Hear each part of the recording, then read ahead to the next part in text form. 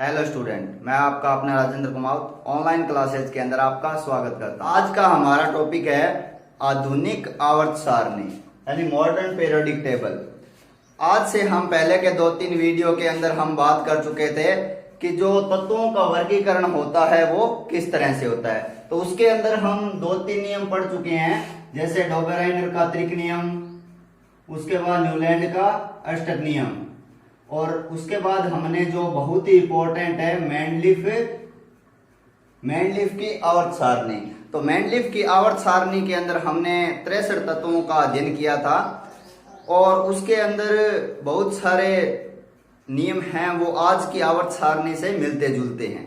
ठीक है, तो जिन बच्चों ने वो वीडियो नहीं देखा है तो पहले जाकर मैंडलीफ की आवर्त सारणी वाला और उससे पहले तत्वों का वर्गीकरण वाला वीडियो है वो नीचे लिंक पर जाके देख लें, ताकि आपको आगे के वीडियो है वो आसानी से समझ में आ जाए।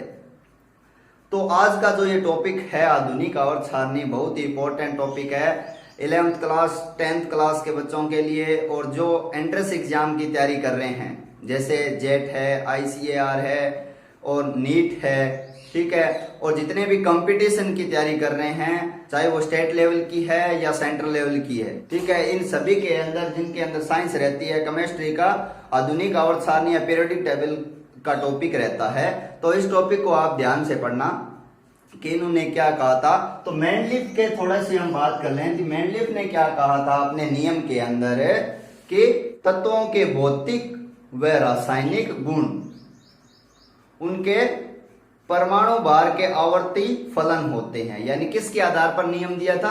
परमाणु भार के आधार पर दिया था। ठीक है, और एक बात आप ध्यान रखना कि जब तक मैंडलीफ ने अपनी आवर्त सारणी दी थी ना, मैंडलीफ ने अपनी आवर्त सारणी दी थी, तब तक क्या हुआ था? इलेक्ट्रॉन, प्रोटॉन और न्यूट्रॉन उनकी खोज नहीं हुई थी। ठीक है, यानी अभी तक हमारे को ये पता नहीं था कि इलेक्ट्रॉन, प्रोटॉन और न्यूट्रॉन होते हैं परमाणु के अंदर या नहीं होते हैं, इसके बारे में पता नहीं था।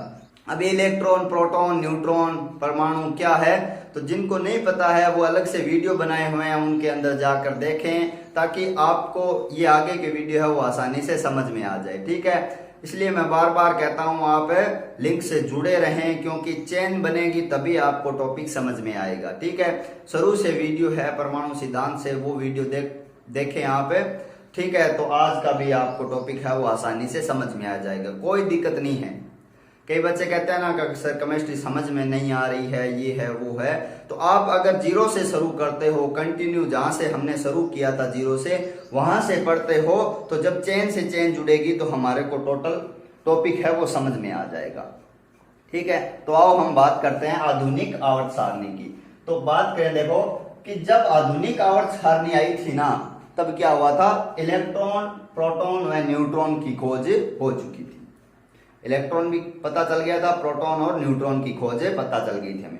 इनकी खोज कैसे हुई थी, किस तरह की, किसने की थी, ठीक है, किस प्रयोग के द्वारा हुई, ये सब वीडियो बनाए हुए हैं। ठीक है, नीचे लिंक पर जाकर आप देख सकते हो टोटल वीडियो की किस तरह से इलेक्ट्रॉन, प्रोटॉन, न्यूट्रॉन को बनाया गया, होते क्या है, परमाणु क्या होते हैं। ठीक है, ये सब चीजें आप समझ सकते हो, बहुत अच्छे वीडियो बनाए हुए हैं अलग से आपके लिए, वो लिंक में नीचे जाकर देख लो आप। तो क्या हुआ कि अब तक हमारे पास इलेक्ट्रॉन, प्रोटॉन और न्यूट्रॉन की खोज हो चुकी थी। ठीक है, सन 1913 की बात है। कौन आए थे? हेनरी मोजले। बहुत ही सिंपल नाम, आपको याद रहेगा, कोई दिक्कत नहीं है। जैसे अगला नाम है, कोई दिक्कत नहीं है, याद नहीं हो, मोजले जैसे ही, जैसे अपने कहते हैं ना कि मोजले, मोजले।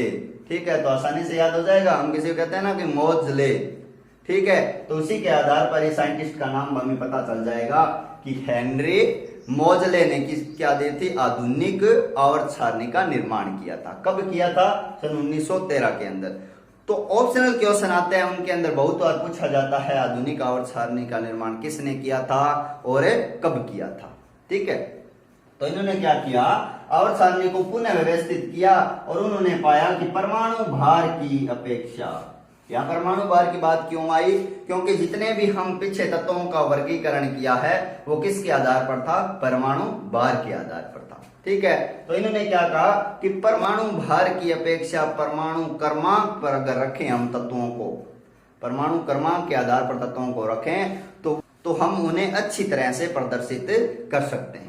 ठीक है, यानी परमाणु भार की जगह क्या ले लो आप, परमाणु क्रमांक ले लो। क्रमांक का मतलब समझते हो कि उसका नंबरिंग क्या है, यानी कितने नंबर पर तत्व है, नंबरिंग के हिसाब से रखोगे तो वो परमाणु भार से बेटर हम इन तत्वों को प्रदर्शित कर पाएंगे।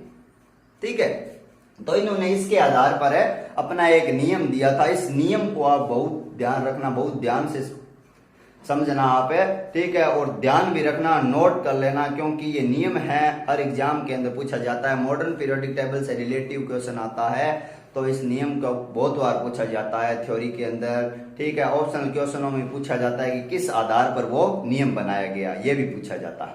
तो हम बात करते हैं नियम क्या था कि इन्होंने क्या कहा कि तत्वों के भौतिक व रासायनिक गुणधर्म। अब ये भौतिक और रासायनिक क्या होते हैं पहले बता चुका हूं मैं, फिर बता देता हूं कि भौतिक होते हैं जो हमें बाहर से दिखाई देते हैं, किसी वस्तु बाहर से दिखने में कैसी है, ठीक है, वो होते हैं भौतिक गुण। और रासायनिक गुण होते हैं कि यह वस्तु यह पदार्थ है वो किससे क्रिया करेगा, वो क्या होते हैं, रासायनिक गुण होते हैं। ठीक है, तो इन्होंने क्या कहा कि भौतिक व रासायनिक गुणधर्म, उनके परमाणु क्रमांक, ये चीज ध्यान रखना। जैसे ही मॉडर्न पीरियोडिक टेबल पढ़ो तो परमाणु भार को आप भूल जाओ कि पीछे हमने क्या पढ़ा, परमाणु भार पढ़ा था, यहां उसको भूल जाओ, क्योंकि यहां पर कौन आ गया, नया परमाणु क्रमांक आ गया है। ठीक है, तो इन्होंने क्या किया, परमाणु क्रमांकों के आवर्ती फलन होते हैं। इन्होंने क्या कहा कि तत्वों के भौतिक व रासायनिक गुणधर्म, उनके परमाणु क्रमांकों के आवर्ती फलन होते हैं। ठीक है, इसे हम क्या बोलते हैं, आधुनिक आवर्त सारणी का नियम बोलते हैं। ठीक है, यानी आपसे इस तरह में पूछ लिया जाता है कि हेनरी मोजले का नियम क्या था, ये भी पूछ लिया जाता है। ठीक है, या ये पूछ लिया जाता है कि आधुनिक आवर्त सारणी का नियम क्या होता है, तो हम बताएंगे, क्या बताएंगे कि तत्वों के भौतिक व रासायनिक गुणधर्म, उनके परमाणु क्रमांक के आवर्ती फलन होते हैं। ठीक है, ये आप नोट कर लेना, नोटबुक है पास में तो नोट कर लो, वरना आप स्क्रीनशॉट ले लो ताकि आपको ध्यान में रहे। ठीक है, तो यहां तक तो समझ में आ गया होगा आपको, क्योंकि अब तक हम रटा क्या लगा रहे थे कि हम तत्वों को किसके आधार पर रखेंगे, परमाणु भार के आधार पर, परमाणु भार के आधार पर। लेकिन हेनरी मोजले ने आकर पूरा चेंज कर दिया। इन्होंने क्या कहा कि परमाणु भार के आधार पर हम नहीं रख पाएंगे। क्यों, क्योंकि मेंडलीफ के अंदर हमने क्या देखी थी, कमियां देखी थी कुछ, उनके अंदर हमने पाया था कि जिनका मतलब, उन्होंने कहा पहले तो कह दिया कि भार के हिसाब से रखेंगे, जिनका भार कम है उनको पहले रखेंगे, जिनका भार ज्यादा है उनको हम बाद में रखेंगे। लेकिन जैसे ही आवर्त सारणी बनाना शुरू किया तो कुछ तत्वों के जिनके भार ज्यादा थे उनको पहले रख दिया, ठीक है, और जिनके कम थे उनको बाद में रख दिया। तो ये नियम तो चला ही नहीं। ठीक है, तो इसको ध्यान में रखते हुए इन्होंने क्या किया, परमाणु क्रमांक का सहारा लिया और तत्वों को एक क्रम के अंदर व्यवस्थित कर दिया। जिस तरह से परमाणु क्रमांक के अंदर हम बात करते हैं ना, जैसे लिथियम वाले आवर्त के अंदर बात करते हैं अपने, lithium, beryllium, boron, carbon, nitrogen, oxygen, fluorine, इस तरह से। ठीक है, तो लिथियम होता है 3 नंबर पर, 4 बेरिलियम, 5 पर बोरॉन, 6 पर कार्बन, 7 पर नाइट्रोजन, ऑक्सीजन 8 पर और फ्लोरीन है वो 9 पर आती है। ठीक है, इस तरह से हम तत्वों को उनके बढ़ते परमाणु क्रमांक के हिसाब से हम इन्हें व्यवस्थित कर सकते हैं। आगे बात समझ में। ठीक है, तो और तो सब चीजें मेंडलीफ की बताई हुई थी, उनके नियम की कुछ पालना की थी। जैसे हम मेंडलीफ के अंदर बात की थी कि जो ऊर्ध्वाधर स्तंभ थे उनको इन्होंने वर्ग कहा, ठीक है, और क्षैतिज पंक्तियां चल रही थी उनको इन्होंने क्या कहा कि ये आवर्त होते हैं। ठीक है, ये बात कही थी। ठीक है, तो आवर्त और क्षैतिज पंक्तियां जिस तरह से मेंडलीफ ने ली थी उसी तरह से आधुनिक आवर्त सारणी के अंदर भी उन्हीं की बात की हुई है। ठीक है, और जैसे एक बात और की थी मेंडलीफ ने कि भी हम समान गुण वाले तत्वों को एक ही वर्ग के अंदर रखेंगे। ठीक है, इन्होंने भी यही रूल अपनाया था कि समान गुण वाले तत्वों को उन्होंने भी एक वर्ग के अंदर रखा था। ठीक है, तो आओ हम बात करते हैं गुणों की कि आधुनिक आवर्त सारणी के अंदर क्या क्या गुण हैं जो मेंडलीफ से अलग है। तो पहला गुण देखो क्या है, जो हम पढ़ चुके हैं कि इस आवर्त सारणी में तत्वों को बढ़ते हुए परमाणु क्रमांक के आधार पर रखा गया है। यही बात पढ़ रहे हैं अपने नियम से।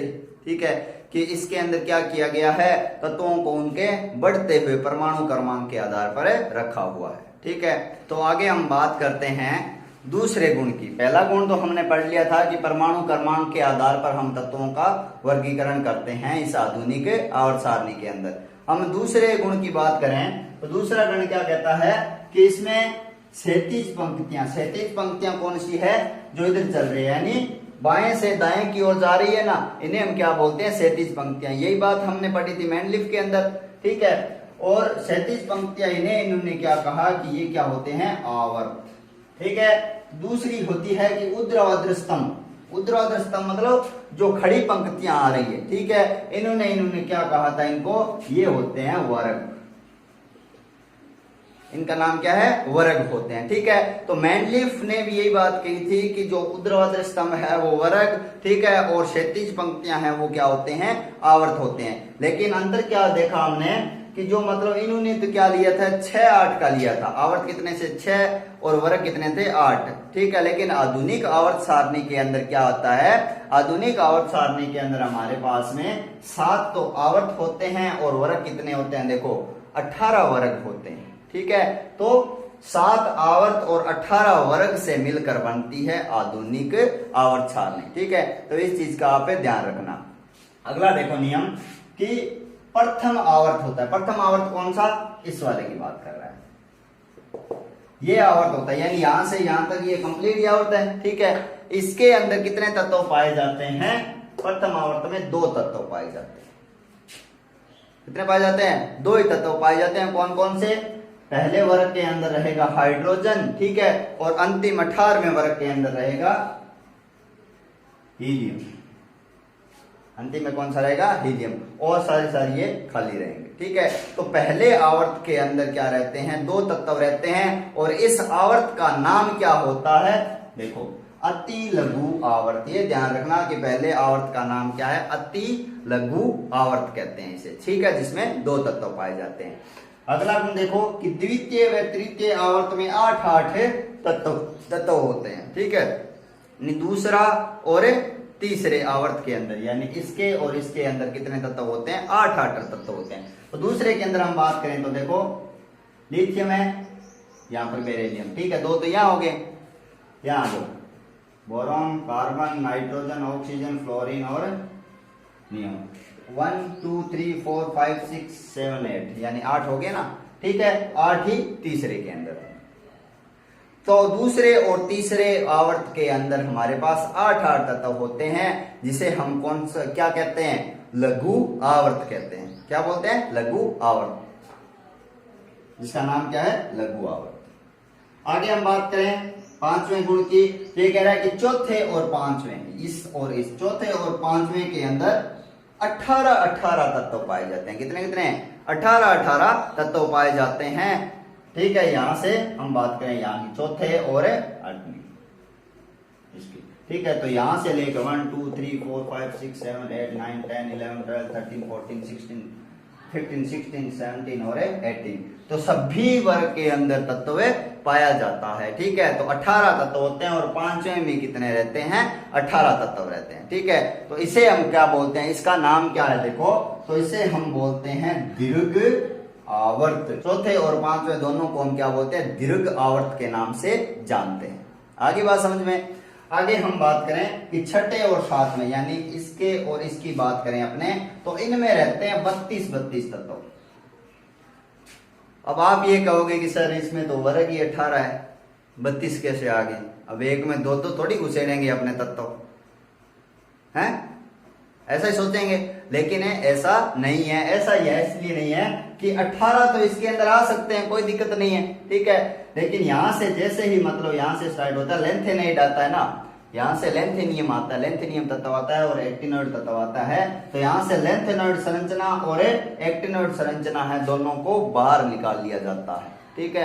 यानी 14 तत्व इसमें से, बीच में से, और 14 तत्व यहाँ एक्टिनोइड के आगे से एक तत्व आएंगे, उनमें से बाहर निकाल लिए जाते हैं और उनको सारणी के नीचे अलग से 2 आवर्तों के अंदर रख दिया, ठीक है, जिन्हें हम बोलते हैं एफ ब्लॉक के तत्व। तो यहां से देखो 18 तो यहां आ गए, ठीक है, और 14 यहां आ गए। 18 + 14 कितने हो गए ना 32, ठीक है। तो हम बात करें छठे और सातवें आवर्त के अंदर हमारे पास 32 तत्व रहते हैं, ठीक है, जिन्हें हम क्या बोलते हैं, अति दीर्घ आवर्त। क्या बोलते हैं? अति दीर्घ आवर्त बोलते हैं। आगे बात समझ, ठीक है। तो इस तरह से हमें मतलब हर आवर्त का नाम रख सकते हैं, कौन से आवर्त का क्या नाम है और इसके अंदर कितने तत्व पाए जाते हैं, ठीक है। अगला गुण देखो एक और क्या है कि एक वर्ग में पाए जाने वाले तत्वों के बाह्यतम कोश में इलेक्ट्रॉन समान होते हैं। इन्होंने क्या कहा कि एक ही वर्ग के अंदर, यानी ये देखो पहला वर्ग है ना, ठीक है, इसके अंदर बाह्यतम कोश जो अंतिम कोश होगा उसके अंदर इलेक्ट्रॉनों की संख्या क्या होगी, समान होंगी। क्योंकि हम बात क्या करते हैं, वर्ग के अंदर गुण क्या रहते हैं, समान रहते हैं, ठीक है।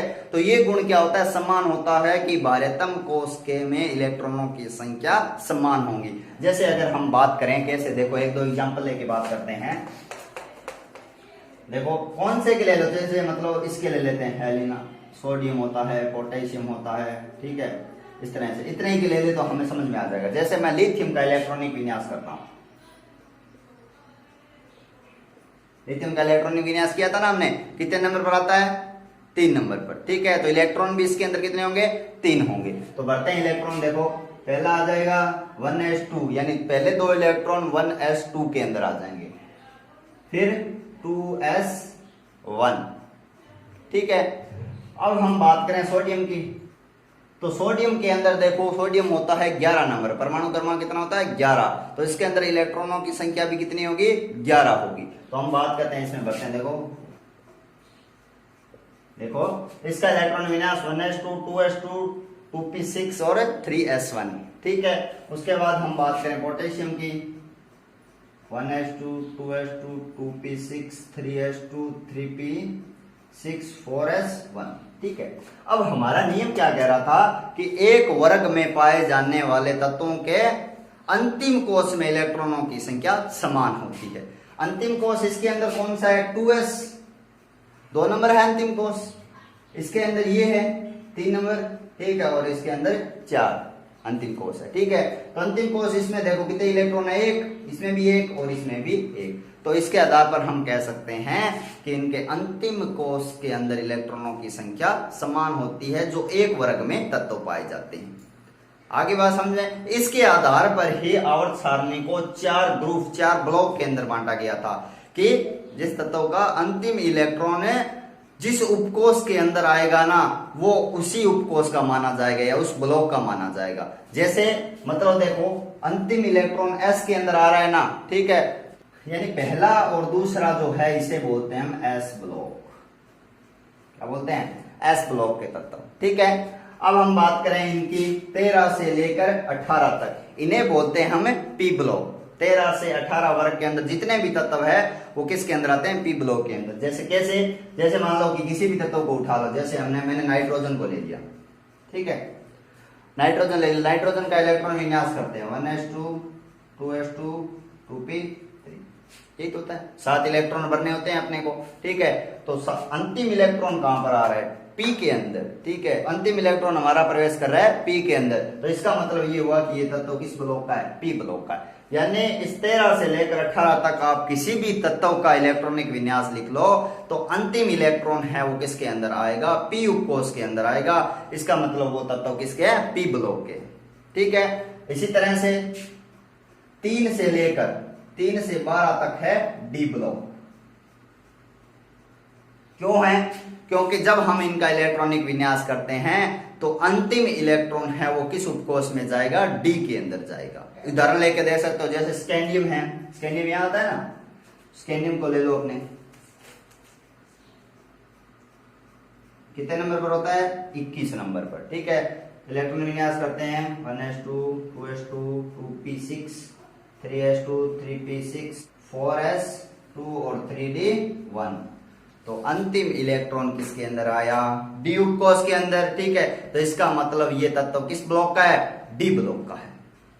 आगे बात समझ में, ठीक है। अब हमने यहां में छठे और सातवें आवर्त में से 14 तत्व क्या है बाहर निकाले और उनको अलग से रख दिया है, ठीक है, जिन्हें हम बोलते हैं एफ ब्लॉक के तत्व। जिन्हें क्या बोलते हैं हमें एफ ब्लॉक के तत्व कहते हैं। ठीक है, यानी इनका भी जो हम इलेक्ट्रॉनिक विन्यास करेंगे तो अंतिम इलेक्ट्रॉन है वो कहां जाएगा, एफ उपकोष के अंदर प्रवेश करेगा, इसलिए हम इन्हें बोलते हैं एफ ब्लॉक के तत्व। अब एक बात और ध्यान रखना कि इनके अंदर जो एफ ब्लॉक की पहली सारणी है इसे हम बोलते हैं लैंथेनॉइड। ठीक है, और दूसरी को बोलते हैं हम एक्टिनॉइड।